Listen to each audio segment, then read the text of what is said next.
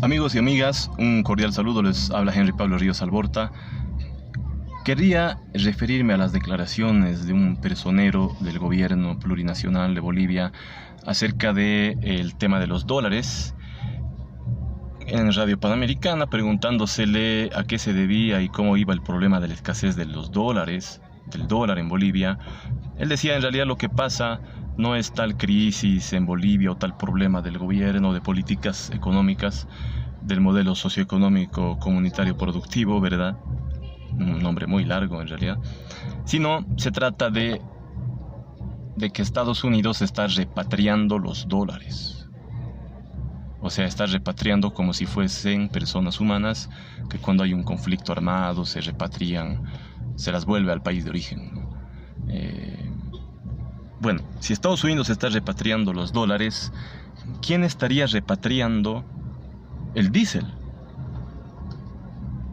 Bagdad, tal vez, Irak, o el gobierno de Irak, el gobierno oficial de Irak, o tal vez el grupo irregular de los kurdos, o la corriente de Saddam Hussein, acaso, aunque fue ejecutado el año 2006. Esa explicación de que Estados Unidos está repatriando los dólares solo sería válida en la medida en que se explique de manera fundamentada quién está repatriando el diésel. Lo cierto es que no hay escasez, hay un problema de desabastecimiento de diésel, de combustible fundamental para mover un país, en este caso el diésel. El día de ayer en Oruro, acá donde me encuentro,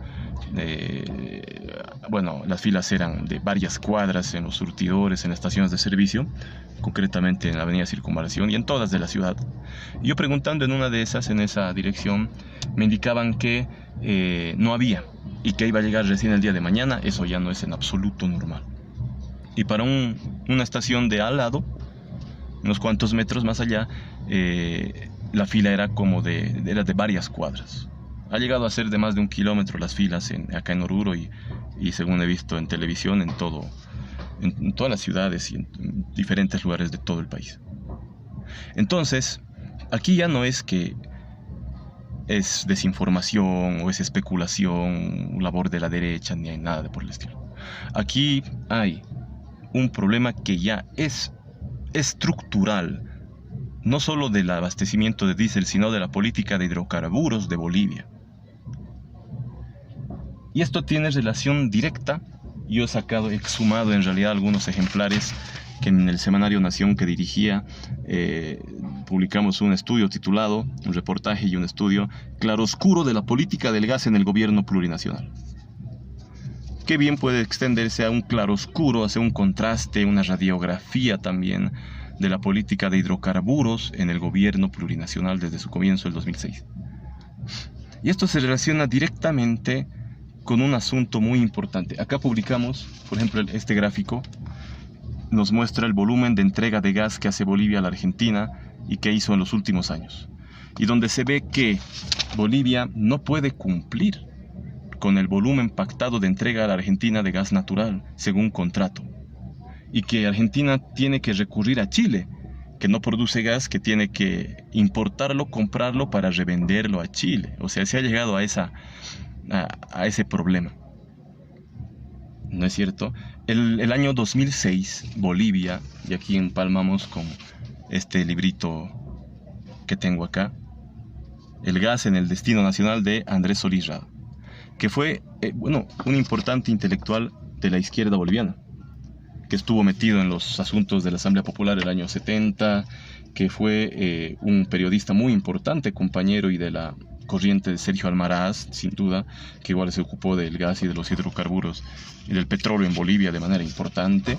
Acá, y también estuvo cerca de Marcelo Quiroga Santa Cruz. Acá hay una foto de Solís Rada con Marcelo Quiroga Santa Cruz, una entrevista que le hace como periodista. El año 69, cuando era Quiroga Santa Cruz ministro de Petróleo, de Hidrocarburos del gobierno de Obando, en el año 69, cuando la nacionalización de la Gulf Oil Company. Entonces, la desestructuración se relaciona directamente, el problema estructural, mejor dicho, con este asunto. El año 2006, cuando asume Evo Morales, en enero, el 22, su primer ministro de Hidrocarburos fue precisamente Andrés Solís Rada. Importantísimo. pero también fue el primer ministro que renuncia a ese gobierno el propio año 2006, que no dura ni un año, algunos meses nada más. Y se relaciona directamente esto con el contrato de venta de gas a la Argentina. Se pacta una entrega promedio de 11 millones de metros cúbicos por día a la Argentina. Y que Bolivia no pudo cumplir. ¿Pero qué pasó ahí? En realidad, lo que los argentinos, y no solo los argentinos, cuando se hace una negociación entre el Ministerio de Hidrocarburos y las transnacionales como Repsol, Petrobras y demás, había un problema sobre las refinerías. Las refinerías de las cuales iba a hacer cargo Bolivia, a las dos que hay en el país, Guillermo Ederbel en Santa Cruz y Gualberto Villarruel en Cochabamba, en realidad quería Solís Rada, fiel a su estilo socialista, etcétera, en realidad más clásico podemos decir, que se nacionalicen las refinerías en su integridad, como una nacionalización y no como una compra, y menos como una entrega en partes, y que Bolivia controle el transporte del hidrocarburo, cosa que no ocurrió. Ahí intervino el vicepresidente Álvaro García Linera y desautorizó al ministro Solís Rada y le pareció muy radical su propuesta de nacionalización de todo el sistema de los hidrocarburos en exploración, explotación, comercialización, transporte. Y fue una nacionalización, no fue nacionalización para empezar, pero fue en realidad una especie de compra y de negociación a medias, que sin duda tiene sus consecuencias al día de hoy. Ese fue el motivo por el cual Andrés Solís Rada renuncia en un acto muy digno al gobierno del MAS. Era un intelectual digno, importante ciertamente.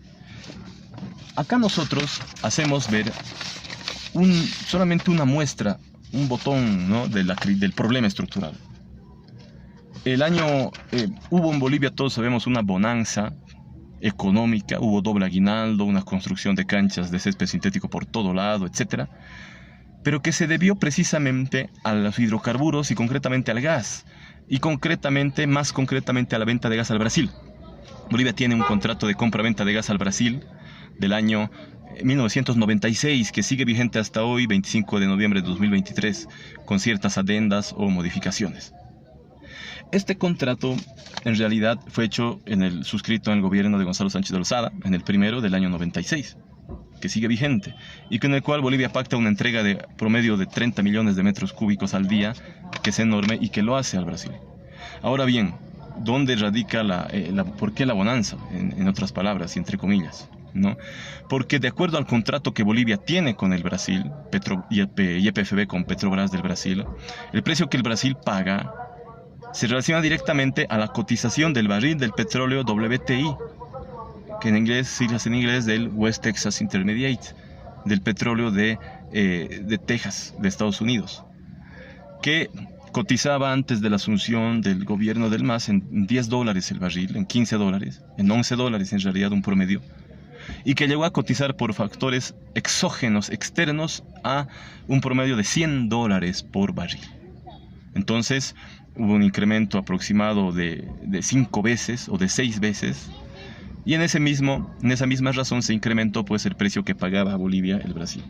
De ahí que ingresó mucho más dinero, que de ninguna manera se supo aprovechar en exploración nueva, en el tema de la producción de hidrocarburos en Bolivia, de combustibles, de gasolina, de diésel, que son estratégicos para el funcionamiento, no solo crecimiento, sino funcionamiento de un país, y que hoy tenemos tremendos problemas que no debían ocurrir y que hasta ocasionan malestar en el propio tráfico, y he visto casi choques por las enormes filas que hay, que interrumpen el tráfico de camiones, y un problema que hasta en eso se ve, fuera del principal, ¿verdad? Entonces, el problema, amigos y amigas, es estructural, ¿no es cierto? En la misma guerra del Chaco, el año 1933, Bolivia pudo producir combustible de aviación. El ingeniero Muñoz Reyes, un intelectual muy importante, que trabajaba en Camiri, en YPFB, en yacimientos petrolíferos. En realidad no había todavía yacimientos petrolíferos fiscales bolivianos, pero en realidad trabajaba en el Ministerio de Petróleo de Bolivia, del gobierno de Salamanca.